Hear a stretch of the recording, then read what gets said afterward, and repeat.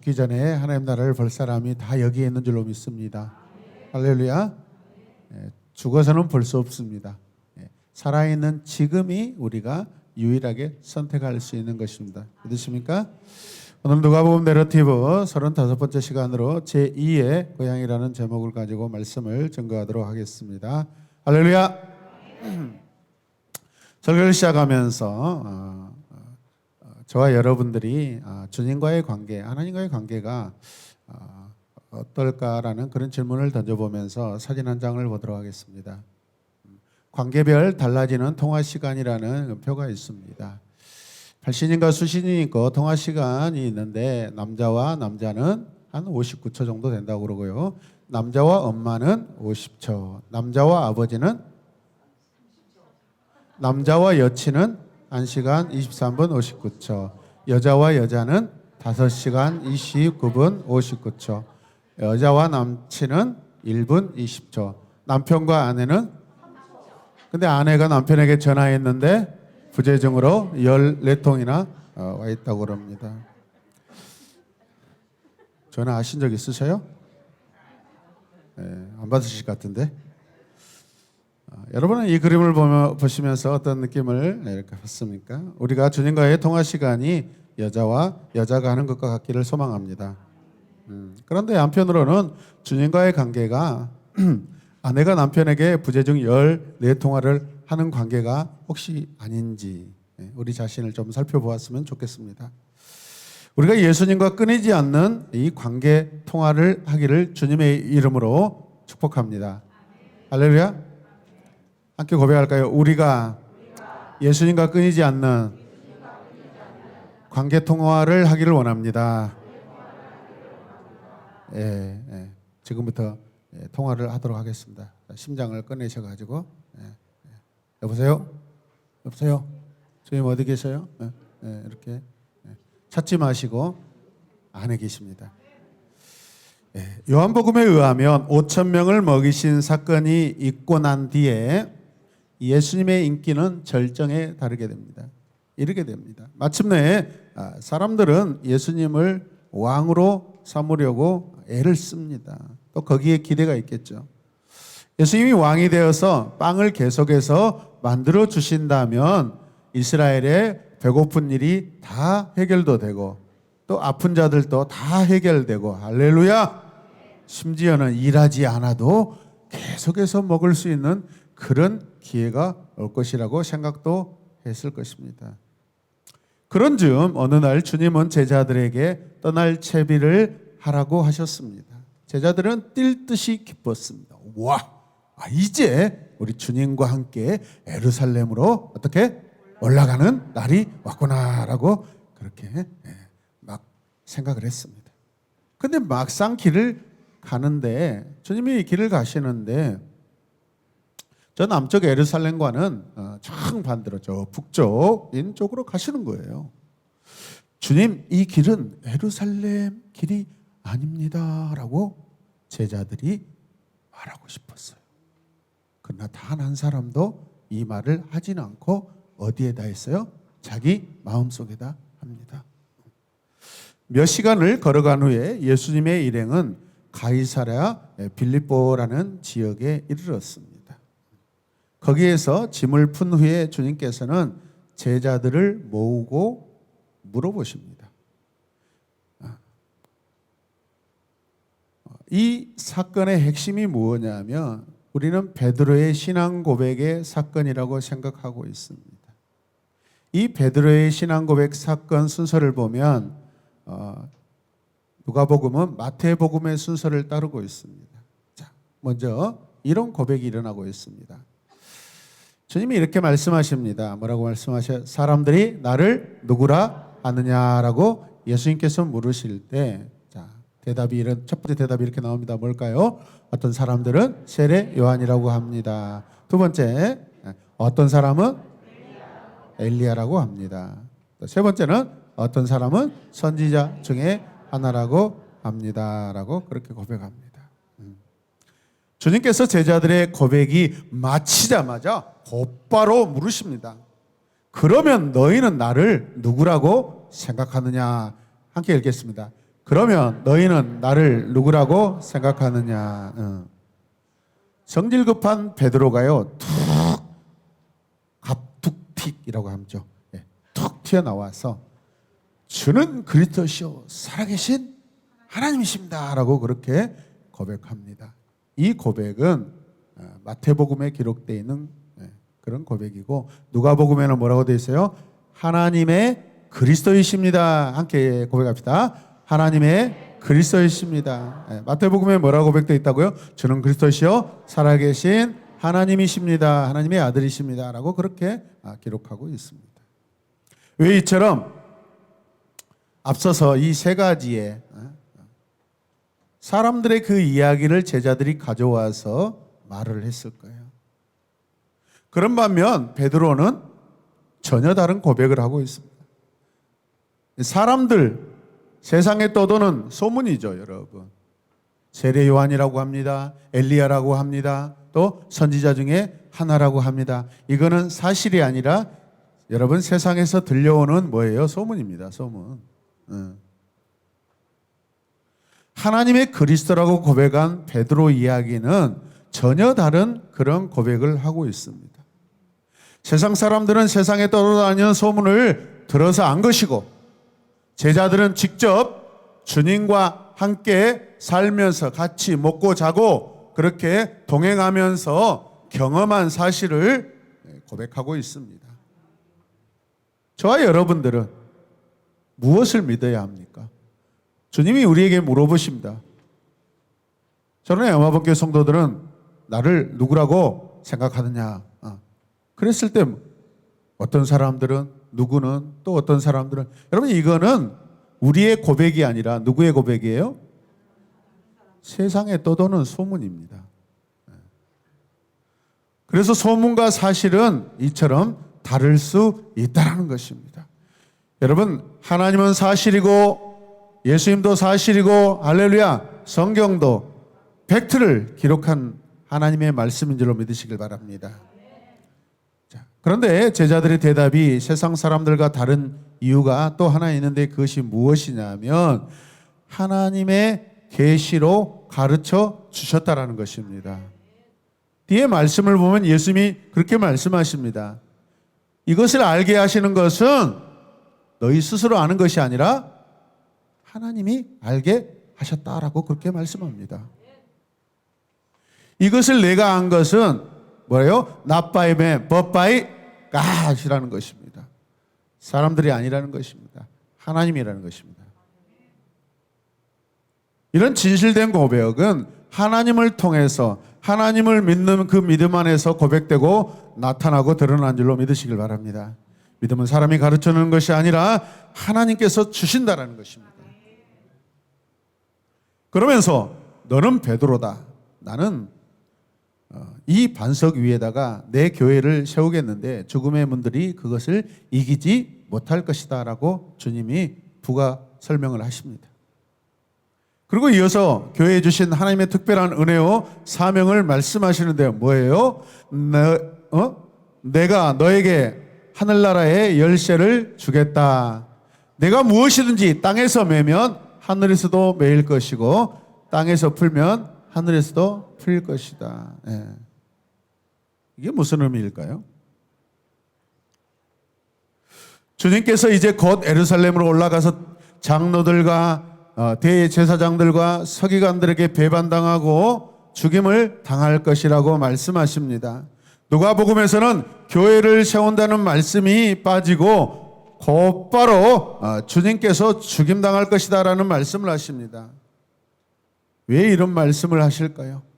설명을 자세하게 하지 않고 핵심의 사건들, 그 나타날 일들만 지금 말씀하고 계십니다. 그렇다고 필요한 의미가 사라진 것이 아니라 뭔가 의도를 가지고 주님이 지금 제자들에게 물어보시는 것입니다. 학습 시간에 선생님이 또 집에서 부모님들이 자녀들에게 어떤 문제를 이렇게 서로 알고자 할 때 처음부터 설명 다 해주지 않습니다. 뭐 합니까? 먼저 질문하고 물어봅니다. 그리고 얼마나 알고 있는지 상황을 판단하고 거기에 부족하고 필요한 것들을 설명해 주는 것입니다. 이거는 나중에 하는 일이죠. 처음부터 서리야 이루와 1 플러스 1은 2인데 왜 이게 2가 되냐면 봐봐, 네가 떡 한 덩이를 먹고 떡 한 덩이를 또 먹었어. 그럼 네 뱃속에 떡이 몇 개 있어? 하나인데요. 왜? 소가 돼서요. 이런 영리한 대답도 나올 수 있는데 수학적으로는 2개죠, 여러분. 우리 신앙은 그렇습니다. 우리가 믿음 안에 우리가 믿음 안에 들어오면 여러분 수많은 회중들 1000명, 10,000명, 100만 명, 1000만 명이 있다 할지라도 그것이 예수 그리스도와 연합이 되면 하나입니다. 할렐루야. 그게 신비이고 비밀이죠. 오늘 이 말씀은 마태는요 베드로의 이 고백 사건을 어떤 의미를 가지고 기록하고 있냐면 교회를 세우기 위한, 교회를 준비하기 위한 그런 말씀으로 기록하고 있고, 오늘 우리가 읽은 이 누가는 하늘나라와 연장선상에서 지금 이 고백들이 고백되게 하셨다라는 것입니다. 그래서 누가복음에는 이렇게 고백된 이후에 사람들의 의심들이 기록되어 있지 않습니다. 믿으십니까? 마태복음에 의하면 왜 주님께서 제자들을 가이사라 빌립보 지역으로 데리고 간 것일까요? 주님이 왜 그 멀리 또 예루살렘과 정반대의 그 방향 북쪽으로 올라가서 거기에 도달하셔서 이 신앙 고백을 시키려고 했을까요? 아니면 이 신앙 고백이 가르치려고 하셨을까요? 도대체 왜 거기까지 데려가셨을까요? 결론적으로 보면 주님이 세상을 떠나기 바로 전에 교회를 세우시겠다라는 그러한 의지를 가지고 계셨습니다. 그래서 이 사건이 얼마나 시급한가, 얼마나 중요한가, 어떻게 우리가 중요하다는 걸 알 수 있어요? 주님 말씀하십니다. 이제 내가 예루살렘에 올라가면 대제사장들과 장로들과 서기관들에게 뭐한다? 죽임을 당하게 될 것이다. 나 죽기 전에 반드시 이 말을 너희에게 해줘야 돼. 이 말이 내가 죽기 전에 너희에게 해야 될 가장 중요한 말이야 라고 그렇게 말씀하시는 것입니다. 아멘입니까? 여러분 죽기 전에 꼭 한마디를 해야 된다고 생각한다면 여러분들은 무슨 말을 할 겁니까? 저는 주는 그리스도시여 살아계신 하나님의 아들이신데 이 하나님을 반드시 믿어야 한다라는 것을 내 자녀들에게 또 내 이웃들에게 그렇게 고백하고 싶습니다. 내가 병상에 누워서 어떤 상황에서 내가 하나님의 부르심을 준비하고 어떤 상황이든지 하나님의 부르심을 준비하고 있다면 거기에서 나는 내 자녀들과 내 친척들에게 이런 고백을 저는 할 것입니다. 여러분도 그러시길 주님의 이름으로 축복합니다. 나는 이 반석 위에다가 내 교회를 세우겠다. 죽음의 문들이 그것을 이기지 못할 것이다. 내가 너희에게 하늘나라의 열쇠를 주겠다. 내가 무엇이든지 땅에서 매면 하늘에서도 매일 것이요 땅에서 풀면 하늘에서도 풀릴 것이다. 이 말씀을 보면 마치 농부의 아들로 자란 저 같으면 뭐라고요? 내가 땅에서 풀을 매면 뭐요? 하늘에서도 주님이 풀을 맬 것이고 땅에서 네가 줄을 당기면 하늘에서 당기고 네가 땅에서 풀면 하늘에서 풀 것이다. 재미있는 그런 생각이 듭니다. 여러분, 교회는 누가 세웁니까? 그리고 교회는 누구의 것입니까? 교회는 누가 지으셨습니까? 교회는 누가 만드셨습니까? 교회를 누가 탄생시키셨습니까? 교회를 누가 창조하셨습니까? 교회는 주님이 세우시고 주님의 소유라고 주님은 지금 분명히 말씀하고 있습니다. 우리 교회는 누가 세웠습니까? 우리 홍정원 원로원 목사님 세우셨습니까? 아니면 김필환 목사가 세웠습니까? 누가 세웠어요? 주님이 세우셨죠. 그러므로 우리 교회도 주님의 것입니다. 우리 마음대로 할 수 없는 것입니다. 내 마음대로 세워지는 것이 아닙니다. 내 마음대로 없애는 것이 아닙니다. 내 마음대로 흩어버리고 무너뜨리는 것이 아니라는 것입니다. 주님이 계셔야 하고 주님이 주인 되셔야 합니다. 그리고 주님께서 다스리는 교회가 되어야 될 줄로 믿습니다. 교회는 친교 모임이 아닙니다. 사람 중심으로 모여지는 것이 교회가 아닙니다. 교회는 노는 장소가 아닙니다. 주님 중심으로 우리는 모여져야 합니다. 그래서 교회를 섬기는 우리는 언제나 어떤 생각을 해야 돼요? 주님이라면 무엇라 하실까? 주님이라면 어떻게 하실까? 우리 공동체 안에서 우리 각 사람은 항상 이 고백, 이 생각, 이 질문을 늘 던져야 된다고 생각합니다. 할렐루야! 그래야 온전하게 교회가 세워지고 섬겨지는 줄로 믿습니다. 그래야 주님의 교회가 교회가 되는 것입니다. 내 마음대로 왔다 갔다 하고 오기 싫으면 오고 가기 싫으면 안 가고 하는 것이 교회가 아니라는 것입니다. 교회는 누구 위에 세웁니까? 반석 위에 세운다고 말씀합니까? 이 반석이란 베드로가 방금 전에 고백한 그런 진실된 신앙 고백, 그 진실된 신앙 고백은 결국 이퀄 지저스 크라이스트, 예수 그리스도인 줄로 믿으시길 바랍니다. 주님을 바로 믿고 신앙을 고백한 이 사람들을 말하는 것입니다. 교회는 건물이 아니라 교회는 그렇게 고백하고 믿는 사람들입니다. 저와 여러분들입니다. 교회는 바로 신앙을 고백하는 사람들 위해 세워진다라는 것이죠. 신앙을 고백하고 그 신앙을 따라 살려고 하는 자들은 가난하든지 부하든지 배우든지 못 배웠든지 상관없습니다. 저와 여러분들이 믿음의 2차적인 그런 반석이 되시길 바랍니다. 성도님들, 주님을 하나님의 아들로 고백하십니까? 여러분을 위하여 죽으시고 부활하신 주님으로 믿으십니까? 눈을 바짝 뜨시고 저를 쳐다보시길 바랍니다. 째려보세요, 저를. 그렇다면 여러분은 이 교회의 반석들이십니다. 물론 우리가 눈에 보이는 유형적인 교회도 있고 보이지 않는 무형적인 교회도 있습니다. 이처럼 주님이 교회를 세우시고 진리의 반석 위에 세워진 교회는 음부의 권세가 이기지 못하리라, 죽음의 문이 결코 너희들을 삼키지 못하리라 라고 주님께서 확증해 주고 계십니다. 교회가 세워진 이래로 교회를 해체하고 무너뜨리려고 하는 세력들은 끊임없이 나타나고 있습니다.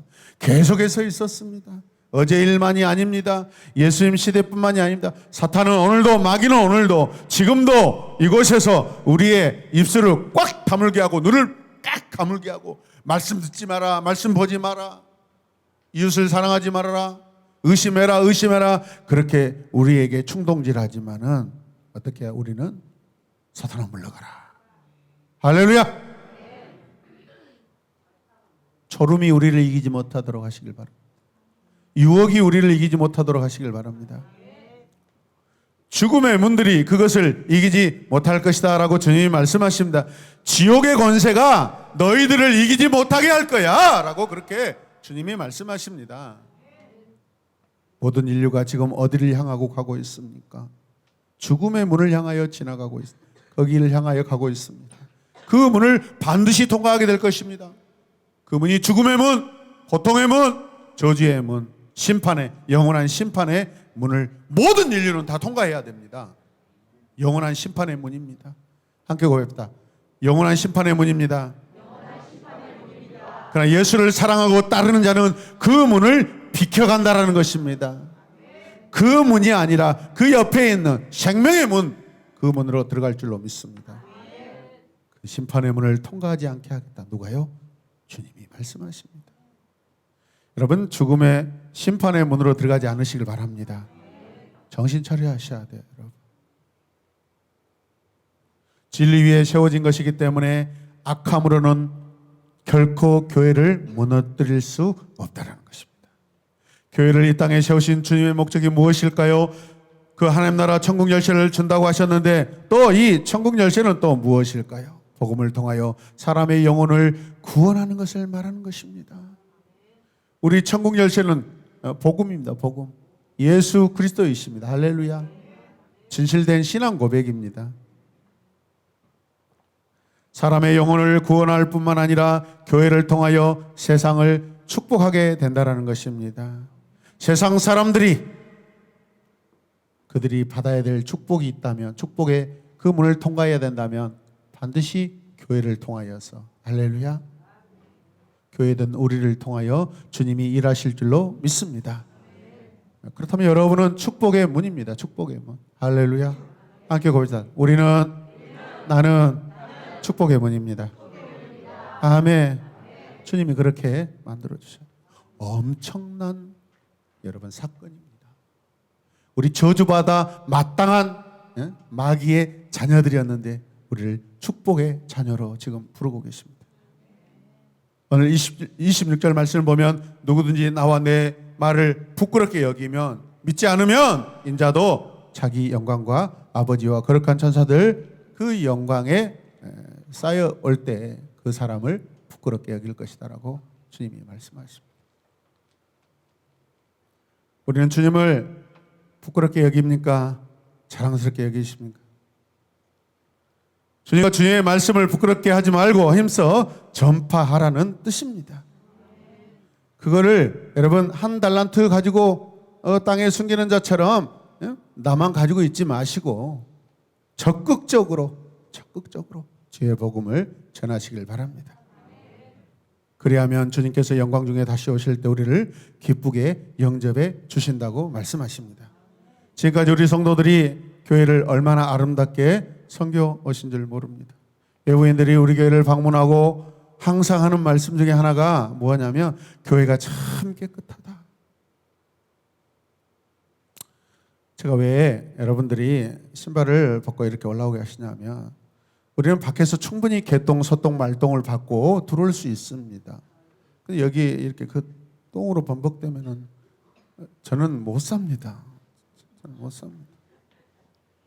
누가 똥 만지고 과감하게 담대하게 두려워하지 않고 떨지 않고 그 똥을 만질 자가 누가 있겠습니까? 저뿐이거든요. 저는 토한 것도 잘 만지고 화장실 변기 안에서 손 집어넣어가지고 막 닦기도 잘하거든요. 저는 두려움이 없어요. 주님이 저와 함께 하시기 때문에. 갑자기 심각해지네요. 네, 심각합시다. 우리 남편들 집에 가서 제발 변기에 손 넣고 좀 이렇게. 방금 전에도 제가 변기에 이렇게 물때가 있길래 제가 씻고 왔습니다. 손으로 아니고 브러쉬로, 마이 브러쉬로 했습니다.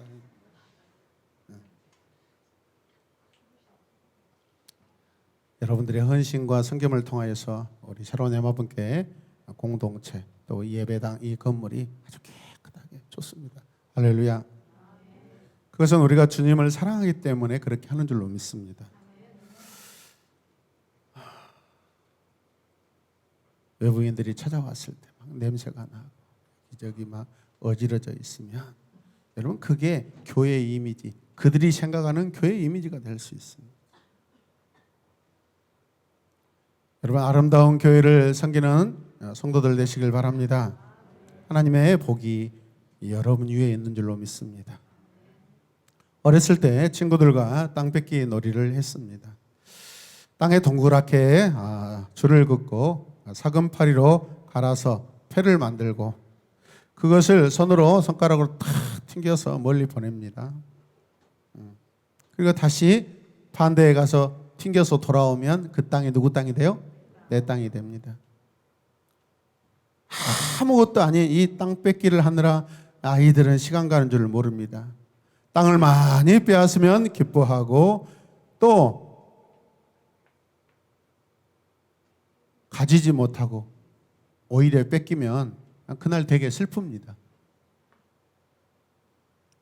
때로는 그러다 보면 싸움도 하고 머리끄댕이 잡고 막 이렇게 해가 지면 그런데 어떤 일이 일어나요?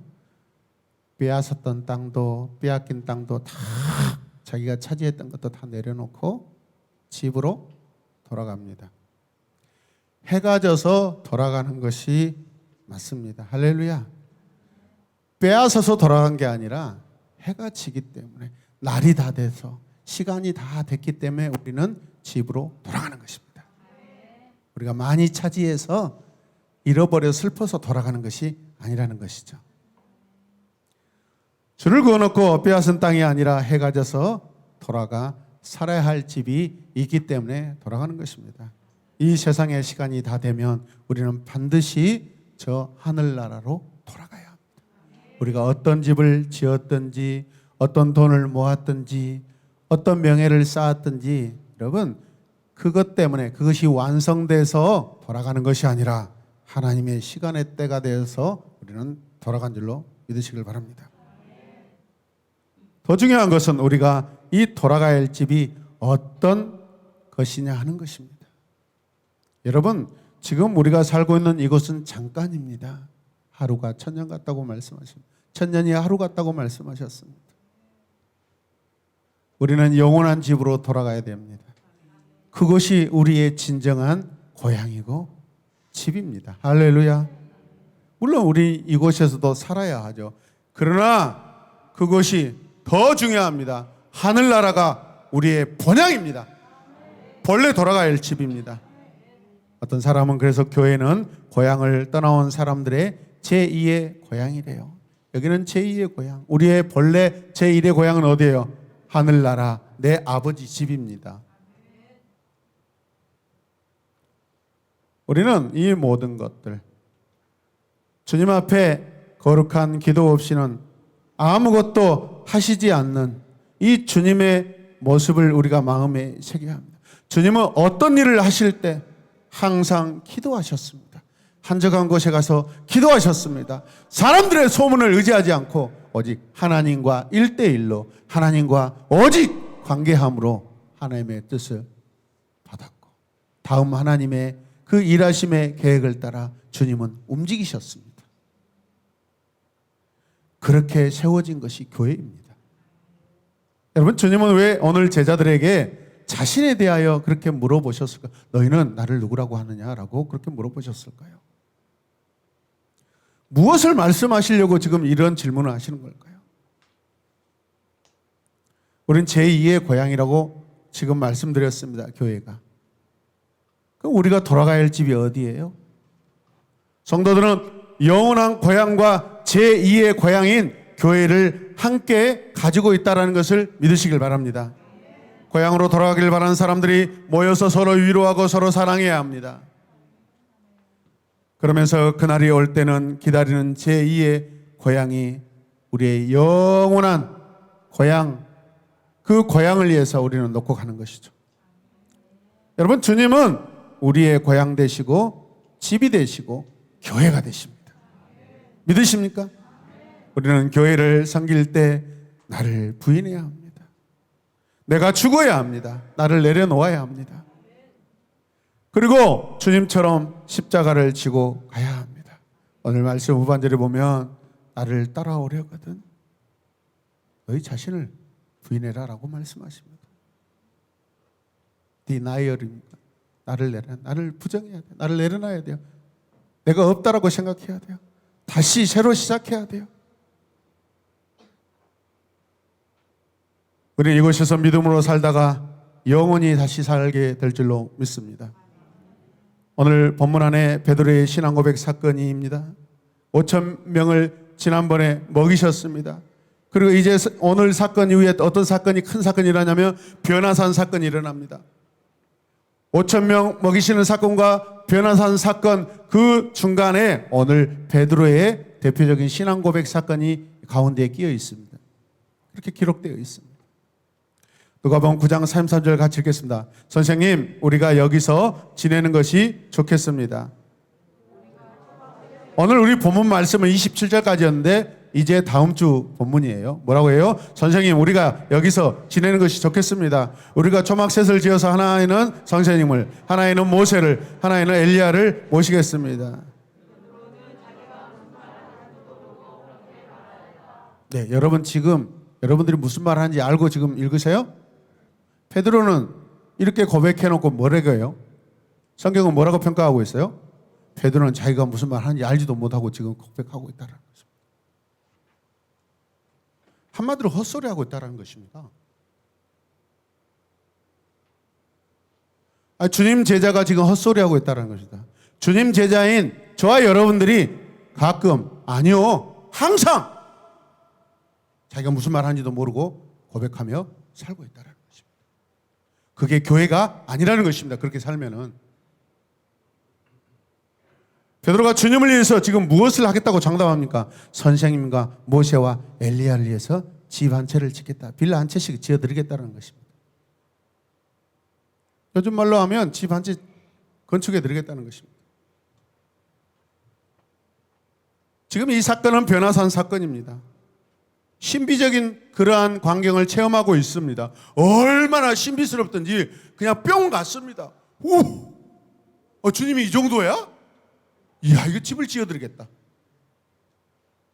베드로는 산 위에서 이 신비한 경험을 하고서 너무 좋았나 봅니다.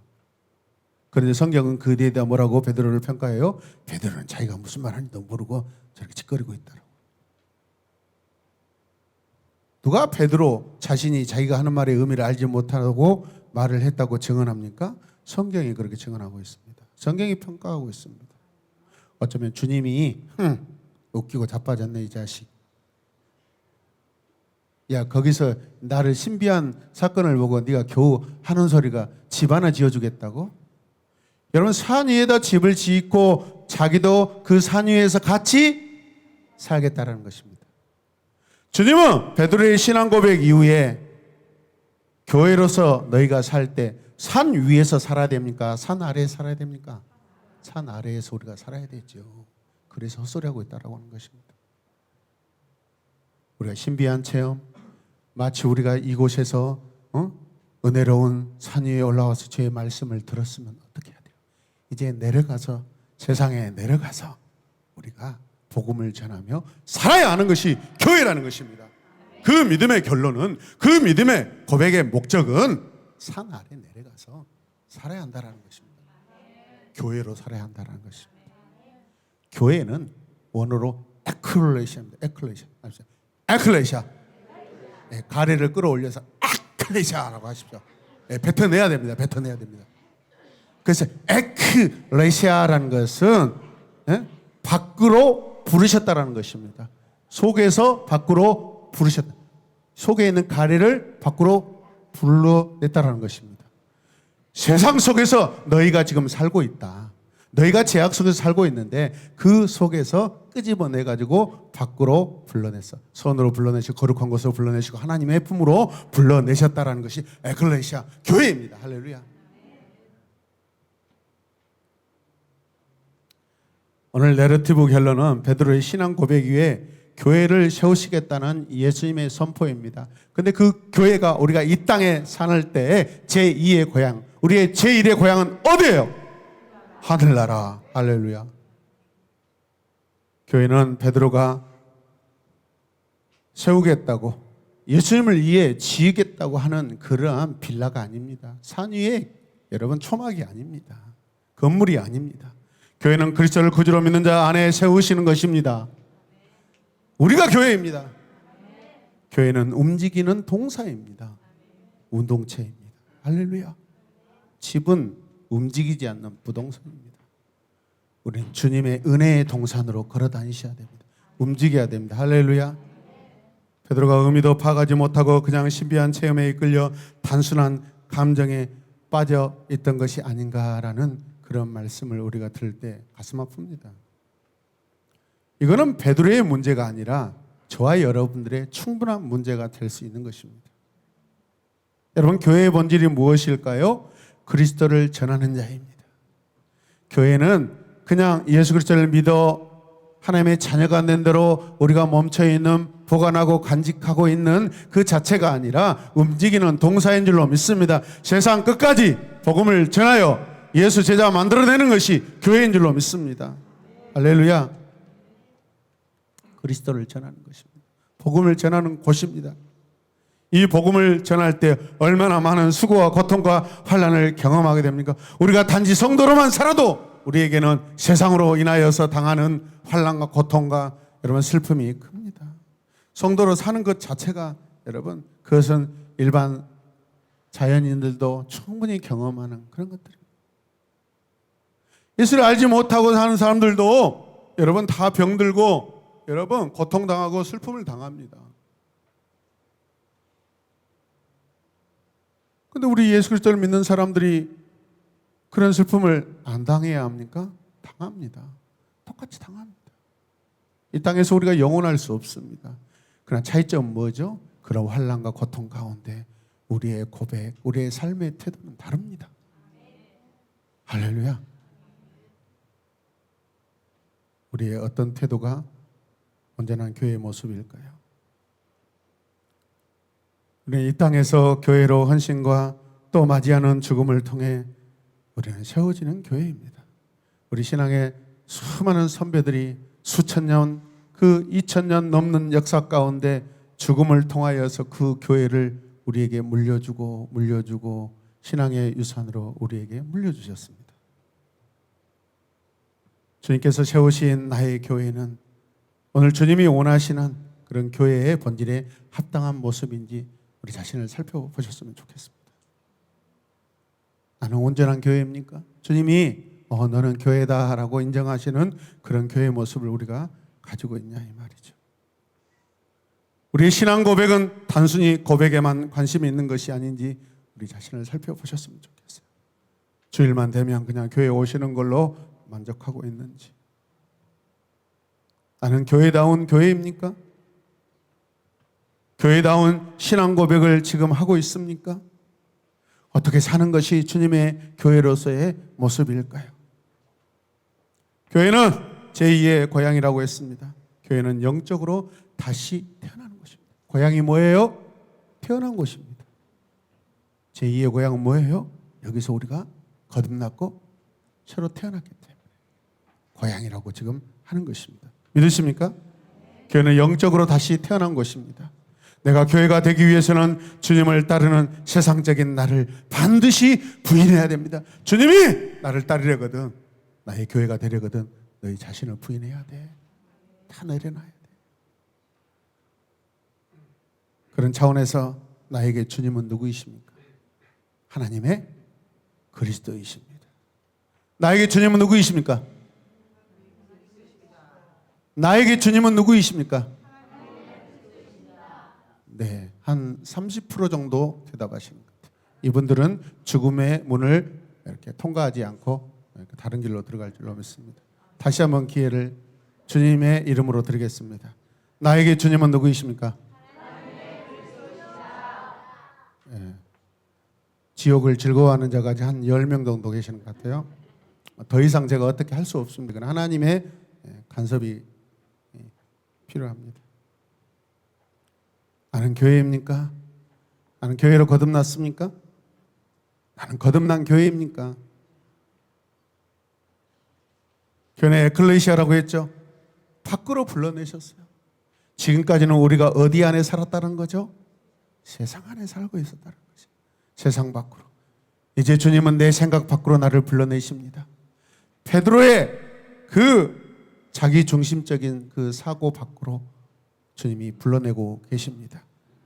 어디로요? 하나님께로 불러내고 계십니다. 제약 밖으로 불러내고 계십니다.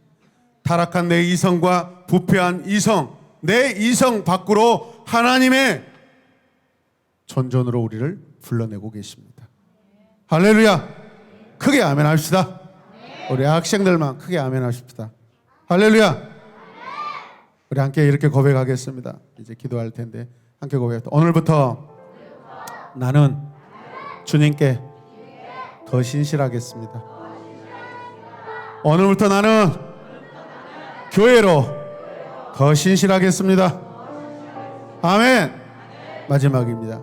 나는 오늘도 교회이고 내일도 교회이며 영원한 교회이길 원합니다. 아멘. 그렇게 되지 않으면 우리 영원한 죽음의 문을 통과해야 돼요. 저주의 문, 영원한 심판의 문으로 여러분들이 통과하지 않기를 다시 한번 축복합니다.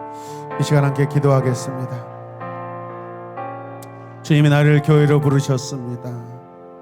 교회로 신실하겠습니다. 주님께 더 신실하겠습니다.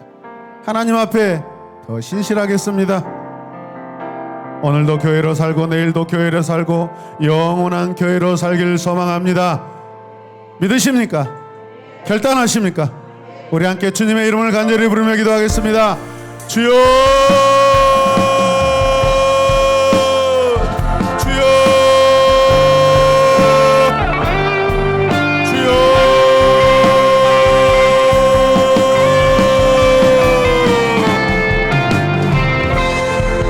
아버지여,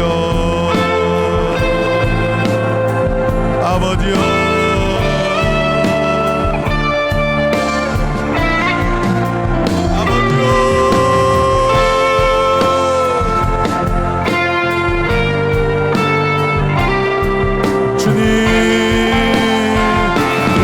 세상적인 이성을 주여 고쳐주시옵소서.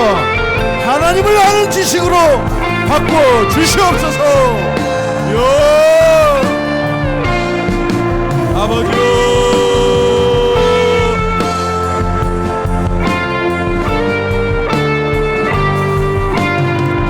아버지요, 아버지, 교회다운 교회가 되길 원합니다.